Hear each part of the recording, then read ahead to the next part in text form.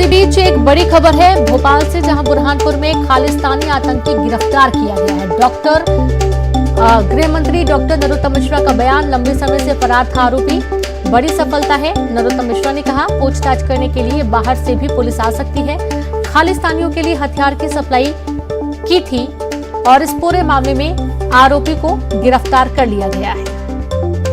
तो बुरहानपुर में खालिस्तानी आतंकी गिरफ्तार हुआ है। बड़ी खबर आपको दे रहे हैं भोपाल से। गृह मंत्री डॉक्टर नरोत्तम मिश्रा का बयान, लंबे समय से फरार था आरोपी, तो वहीं इस पूरे मामले में हथियार सप्लाई करने का आरोप इस पर लगा है।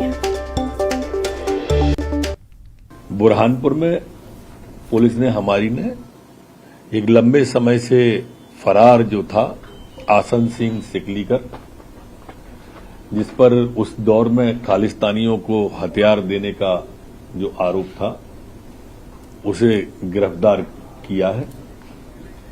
बड़ी सफलता है वो पुलिस की। बाहर की भी पुलिस पूछताछ के लिए आ सकती है उससे। और ज्यादा जानकारी के साथ संवाददाता शैलेंद्र लाइव जुड़ गए हैं। शैलेंद्र, आप बुरहानपुर में खालिस्तानी आतंकी गिरफ्तार हुआ है, जानकारी है कि ये खालिस्तानियों के लिए हथियार की सप्लाई करता था। डॉक्टर नरोत्तम मिश्रा का ये बयान आया और उन्होंने कहा है कि बुरहानपुर ने एक आरोपी को गिरफ्तार किया, जिस पर ये आरोप है कि जो लगातार खालिस्तानियों को हथियार सप्लाई कर रहा था। और इस आरोपी को पुलिस की लंबे समय से तलाश थी, पुलिस लगातार इसकी सर्चिंग में जुटी हुई थी और अब जाकर वो पुलिस के हत्थे चढ़ा है। एक मामला तो ये केवल बुरहानपुर से जुड़ा हुआ है, जहाँ पर उसने खालिस्तानियों को हथियार सप्लाई किए हैं। गृह मंत्री का एक साफ तौर पर यह कहना है कि कई और ऐसे मामले हो सकते हैं जिसमें इसकी संलिप्तता रही हो। यही कारण है कि अब इससे कई और दूसरी जांच एजेंसियां या दूसरे राज्यों की पुलिस जो है वो इससे पूछताछ करने के लिए आ सकती है और उस पूछताछ में कई बड़े खुलासे हो सकते हैं इस आरोपी से। हालांकि मध्य प्रदेश पुलिस भी अपने स्तर पर लगातार इस आरोपी से पूछताछ कर रही है और जितने तरह की जानकारियां जो आएंगी, जो इनपुट इस आरोपी की तरफ से मिलेंगे, उन पर आगे मध्य प्रदेश की पुलिस भी कार्रवाई करेगी। जी बिल्कुल। अब कार्रवाई की बात कही जा रही है, जाहिर सी बात है शैलेंद्र की एक व्यक्ति तो होगा नहीं, इनका कोई बड़ा नेटवर्क होगा जो कि मिलकर ही काम कर रहे होंगे।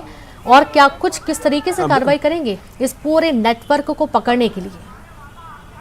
बिल्कुल जिस तरीके से मैंने बताया कि मध्य प्रदेश पुलिस जो है वो लगातार इस आरोपी से पूछताछ करने में जुटी हुई है कि आखिर कौन कौन लोग इसके मददगार थे जो खालिस्तान तक हथियार सप्लाई कराते थे और वहां पर जो हथियार जो खालिस्तानियों को हथियार देता था, वहां कौन लोग थे जो इसके हथियारों को डिलीवर करते थे।